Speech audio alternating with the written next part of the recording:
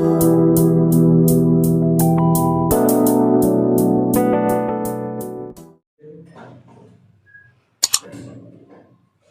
बेटा, चलो देखो।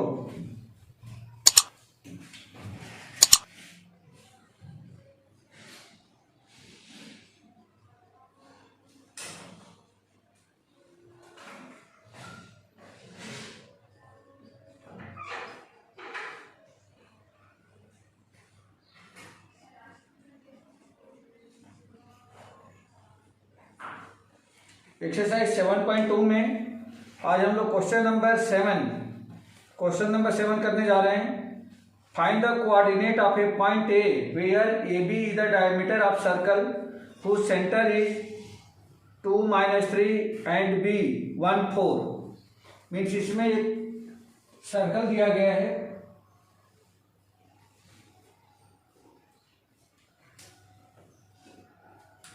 इस तरह से एक सर्कल दिया गया है और इस सर्कल का डायमीटर भी दिया गया है और डायमीटर से दो कोऑर्डिनेट्स भी दिए गए हैं। जैसे मान लो कि ये डायमीटर है तो इसका एक कोऑर्डिनेट दे रखा है,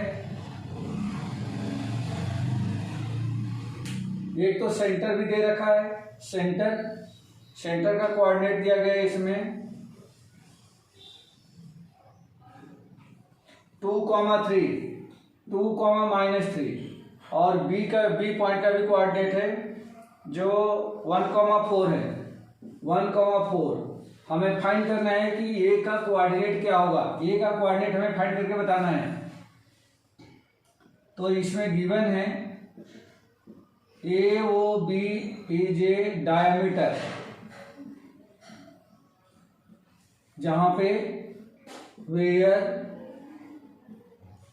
O 2, -3 एंड B 1,4 है। हमें फाइंड करना है coordinate of A.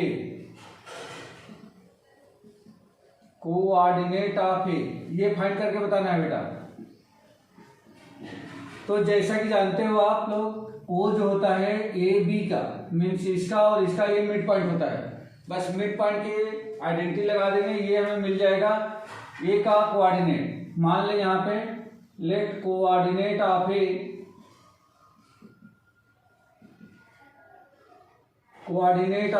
B x1, y1। ये हमने सपोज कर लिया कि इसका कोऑर्डिनेट क्या है, x1, y1 है।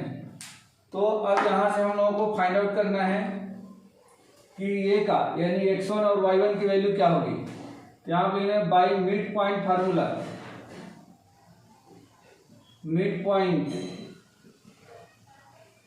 फार्मूला, क्या लिखते थे बेटा, याद होगा? लिखते थे x = x1 + x2 upon 2 and y = y1 + y2 whole upon 2। ये लिखते थे बेटा हम लोग।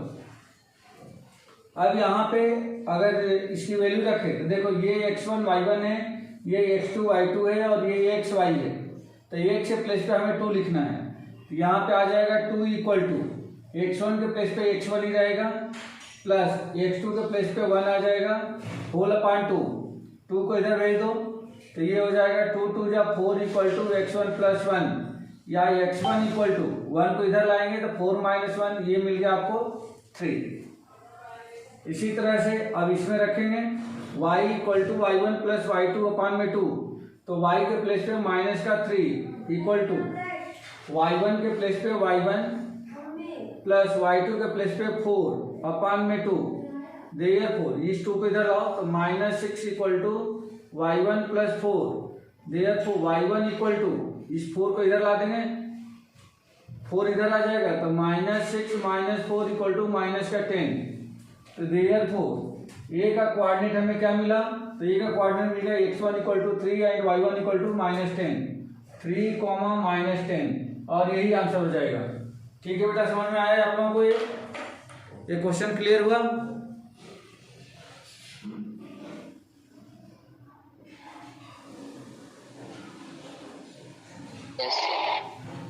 ओके।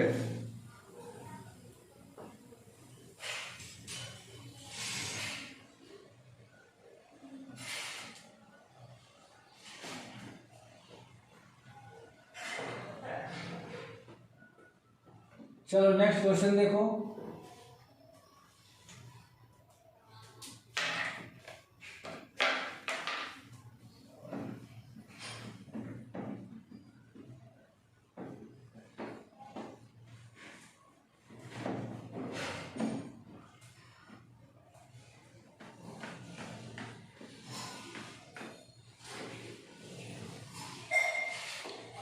क्वेश्चन नंबर 8 में दिया गया इंपॉर्टेंट क्वेश्चन है।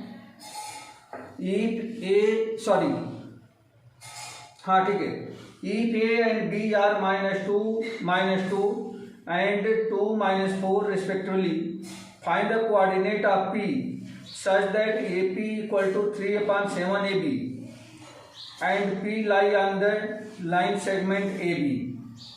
क्या फाइंड करना है? Find the coordinate of P. P का हमें कोऑर्डिनेट फाइंड करना है। क्वेश्चन नंबर 8 इस तरह से एक लाइन दी गई है ए बी, पी पॉइंट कहीं बीच में है और यहाँ पे एक रेशियो दिया गया है, गिवन है A P equal to 3/7 A B, A P equal to 3/7 A B और ए का कोऑर्डिनेट भी दिया गया है -2 -2 और बी का भी कोऑर्डिनेट दिया गया है जो 2,4 है, 2,-4 2,-4 ये दिया गया है। पी कहीं बीच में है। अब हम लोगों को फाइंड करना है कि पी का कोऑर्डिनेट क्या होगा, ये फाइंड करके बताना है बेटा। मान लेते हैं कि पी का कोऑर्डिनेट x1, y1 है, यही हमें फाइंड करके बताना है। तो सबसे पहले इसमें तो हम लोगों को सेक्शन फार्मूला यूज करना पड़ेगा। तो रेशियो यहाँ पे प्रॉपर वे में रेशियो निकालना होगा। रेशियो किसका चाहिए हमें? एपी और बीपी का रेशियो चाहिए, बट यहाँ से कुछ ऐसा दिख नहीं रहा है। ये एपी दिख रहा है और ये तो पूरा एबी दिख रहा है। ठीक है बेटा, तो इसको हम लोग क्या कर सकते हैं, यहाँ पे 7 को मैं अगर इधर भेज दूँ, since AP equal to 3/7 AB, अगर मैं 7 को इधर भेजता हूं तो ये हो जाएगा 7AP इक्वल टू 3AB, ऐसा मिल जाएगा। या 7/3, 3 को इधर लाओ बेटा, और ये हो जाएगा AB और AP को नीचे भेज दो अपान में AP, ऐसा बन जाएगा। AP को मैंने राइट साइड ट्रांसफर किया, 3 को मैंने लेफ्ट साइड ट्रांसफर किया। अब इसमें से क्या करो, इसमें से दोनों तरफ 1 माइनस कर दो। मैं कोशिश कर रहा हूँ AP और BP का रेशियो निकालने का। तो 7/3 - 1 इक्वल टू AB/AP -1, ऐसा किया जा सकता है। अगर कोई भी दो क्वांटिटी इक्वल है तो उन दोनों में से इक्वल चीज हम लोग माइनस कर सकते हैं या इक्वल ऐड कर सकते हैं। यूक्लिड ज्योमेट्री में आप लोग पढ़ के आए थे 9th क्लास में। अब इसका एलसीएम लें तो 7 - 3/3 इक्वल टू AB - AP अपान में AP, ऐसा बन जाएगा। एलसीएम लिया है। अब आप ये देखोगे तो ये हो गया 4/3 इक्वल टू AB - AP कितना बनेगा? देखो AB में से AP को हटा दिया, BP बन जाएगा। तो ऊपर का हो गया BP अपान में AP। इसको फिर उल्टा कर दो तो ये हो जाएगा AP upon BP equal to 3/4, ये ऐसा मिल जाएगा बेटा। AP upon BP equal to 3/4, ये ऐसा मिल जाएगा। मीन्स रेशियो अब हमें मिल गया, AP 3 मिल गया, BP 4 मिल गया। ठीक है बेटा, अब यहाँ पे सेक्शन फार्मूला यूज कर दो। तो बाई सेक्शन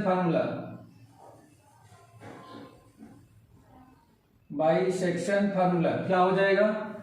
तो x1 इक्वल टू, या इसको xy मान लेते हैं, x इक्वल टू क्या होता है बेटा? x equal to m1 x2 plus m2 x1 upon में m1 प्लस m2, ये होता है। And y equal to m1 y2 plus m2 y1 upon में m1 प्लस m2, ये फार्मूला होता है। x इक्वल टू मीन्स ये निकाल रहा हूँ, m1 कितना है 3 इंटू x2 कितना है 2 प्लस m2 कितना है 4 इंटू x1 कितना है तो माइनस का 2 अपान में 3 + 4। ये समझ में आया बेटा? ये इतनी बात समझ में आ रही है क्या? अभी जो मैंने करा ये समझ में आ गया।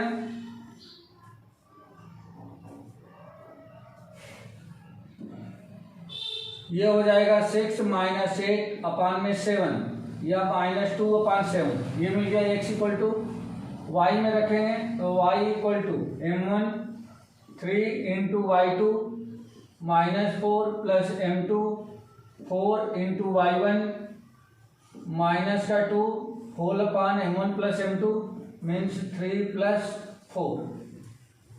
ये हो जाएगा 3 इंटू -4 -12 -8 अपान में 7 या -20 अपान में 7। देयरफॉर कोऑर्डिनेट ऑफ P कितना मिला हमें? ये मिल गया है -2/7 एंड -20/7।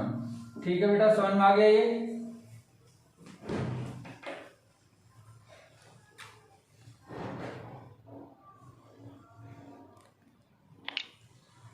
ये क्लियर हो गया क्वेश्चन आप लोगों को?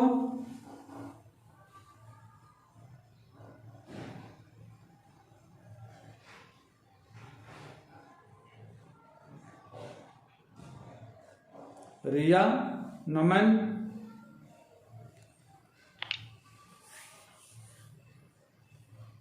Yes sir.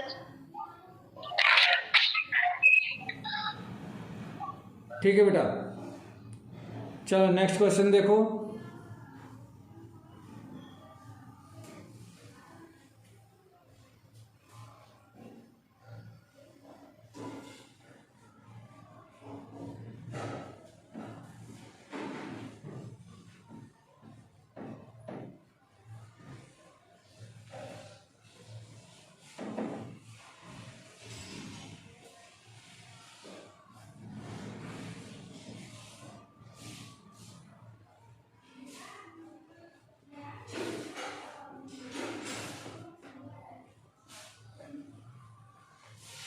Question number 9. Find the coordinate of the point which divide the line segment joining A -2 2 and B 2 8 into 4 equal parts.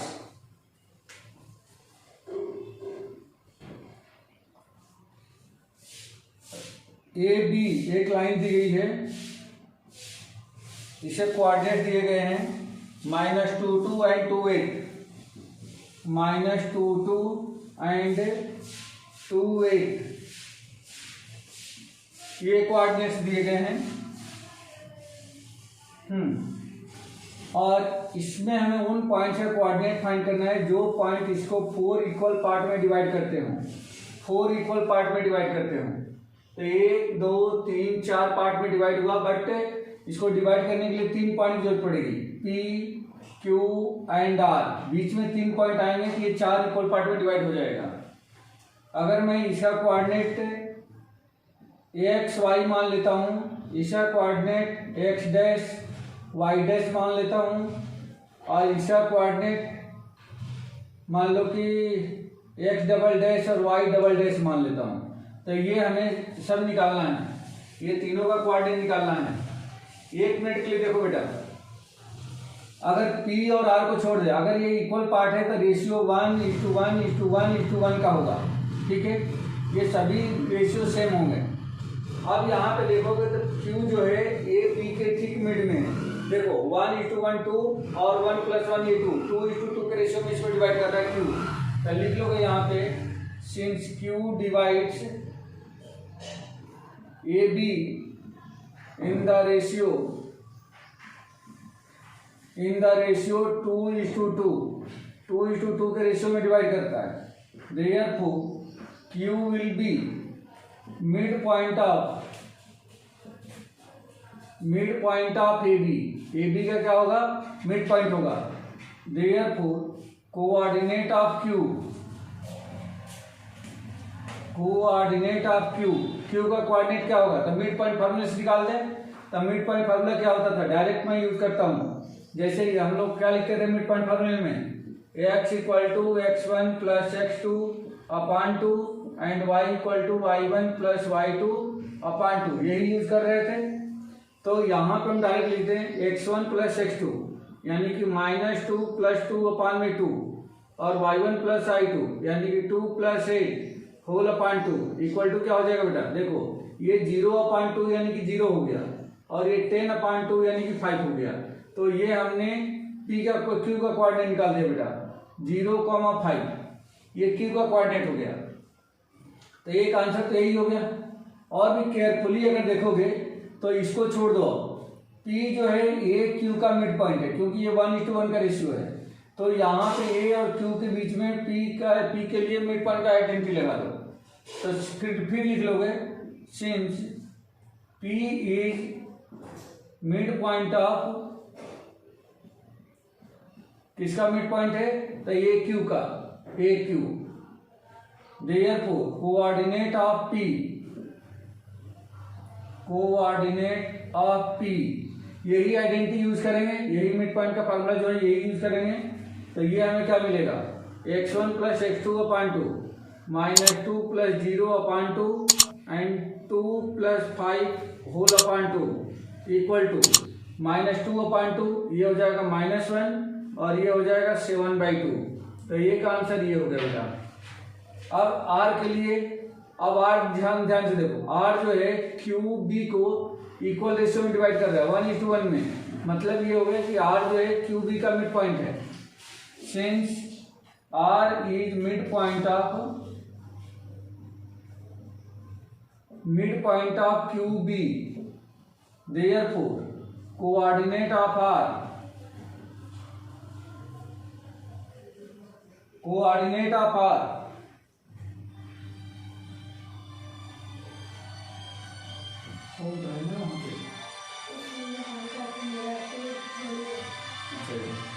Coordinate of r, ये कितना हो जाएगा बेटा? ये आपको मिल जाएगा, इन दोनों में मिड पॉइंट का आइडेंटिटी लगा दो। तो ये हो जाएगा, आइडेंटिटी यही लगाएंगे। तो 0 + 2 अपान में 2, 5 + 8 अपान में 2 इक्वल टू, ये तो बन जाएगा 1 और ये बन जाएगा 13/2। तो ये आंसर हो गया। तो इस तरह से हम लोगों ने देखा कि p का कोऑर्डिनेट -1,7/2, q का कोऑर्डिनेट 0,5 और r का कोऑर्डिनेट 1,13/2। r का कोऑर्डिनेट हो गया 1,13/2, p का कोऑर्डिनेट ये निकाला मैंने अभी -1,7/2। तो इस तरह से ये तीनों आंसर हो गए। ठीक है बेटा।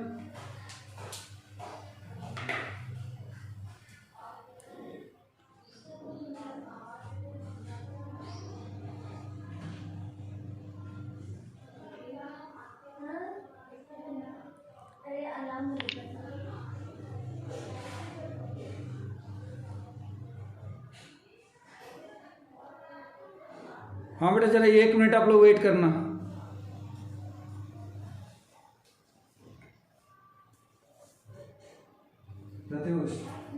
तू अगला जल्दी उसको और बाकी लाओ मोबाइल जल्दी, उसका नेट चालू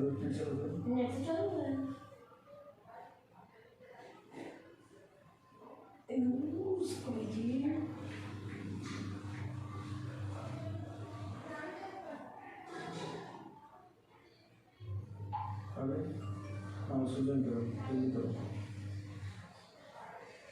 पर आपको एडमिट करना पड़ेगा, एडमिट करना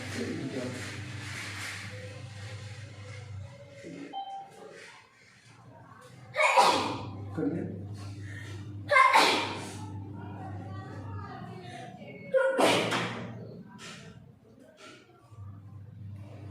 उसमें लगाओ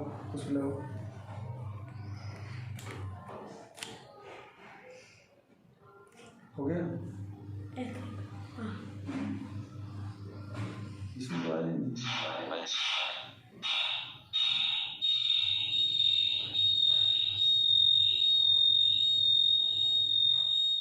छोड़ दो, चल कर दूसरा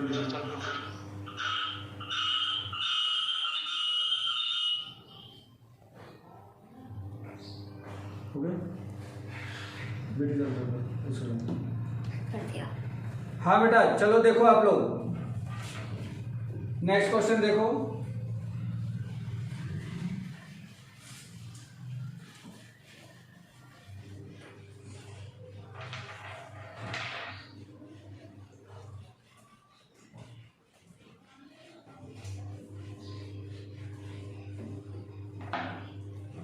question number 10, find the area of the rhombus if its vertices are 0, 3, 4, 5, -1, 4, 0, 3, 4, 5, -1, 4 and -2, -1, -2, -1। यार एरिया दे रखी है, सॉरी ये कोऑर्डिनेट दे रखा है किसके, किसी वर्टेक्स के, किसी रोहम्बस के वर्टेक्स का ये कोऑर्डिनेट है। तो हमें इसकी एरिया फाइंड करनी है। तो रोहम्बस जैसे मान लीजिए कि ये रोहम्बस है ABCD 0, 3, 4, 5, -1, 4, -2, -1 ये दे रखा है। अब इसकी एरिया हमें फाइंड करनी है। तो एरिया फाइंड करने के लिए हम क्या करेंगे, इसके सबसे पहले दोनों के डायगोनल की लेंथ निकाल दो बेटा। ये दोनों डायगोनल की लेंथ निकाल दो, क्योंकि एरिया ऑफ रोहम्बस जो होता है वो होता है 1/2 into product of diagonals AC into BD, यही होता है बेटा। दोनों डायगोनल की लेंथ का प्रोडक्ट अपान में 2, ये होता है एरिया ऑफ रोहम्बस। अब हमें AC और BD की वैल्यू चाहिए। तो AC इक्वल टू कितना होगा, डिस्टेंस फार्मूला यूज करेंगे, x2 - x1 -1 -0 का होल स्क्वायर प्लस 4 - 3 का whole square equal to AB हो जाएगा 1, AB हो जाएगा 1, तो रूट अंडर कितना मिल गया 2 एंड BD इक्वल टू कितना हो जाएगा, BD equal to root under x2 - x1, तो ये हो जाएगा 4 + 2 का होल स्क्वायर प्लस ये हो जाएगा 5 - -1 यानी कि 5 + 1 का होल स्क्वायर रूट अंडर ये भी हो गया 36, ये भी हो जाएगा 36 इक्वल टू रूट अंडर 72। ये मिल गया, ये BD मिल गया और ये AC मिल गया। अब हम लोग क्या करेंगे इसका, therefore area of rhombus equal to ये होता है 1/2 AC इंटू BD, तो 1/2 इंटू AC इक्वल टू कितना है, रूट अंडर 2 और BD कितना है, रूट अंडर 72, ये हो जाएगा रूट अंडर 72। चाहो तो अगर इन दोनों को मल्टीप्लाई कर दोगे तो 144 आ जाएगा रूट के अंदर, और 144 का स्क्वायर जो रूट होता है वो होता है 12। इसे कैंसिल करोगे तो ये हो जाएगा 6 स्क्वायर यूनिट। ठीक है बेटा, क्लियर हो गया, ये क्लियर हो गया क्वेश्चन आप लोगों को। तो इस तरह से ये एक्सरसाइज आप लोगों की कंप्लीट हो गई है बेटा।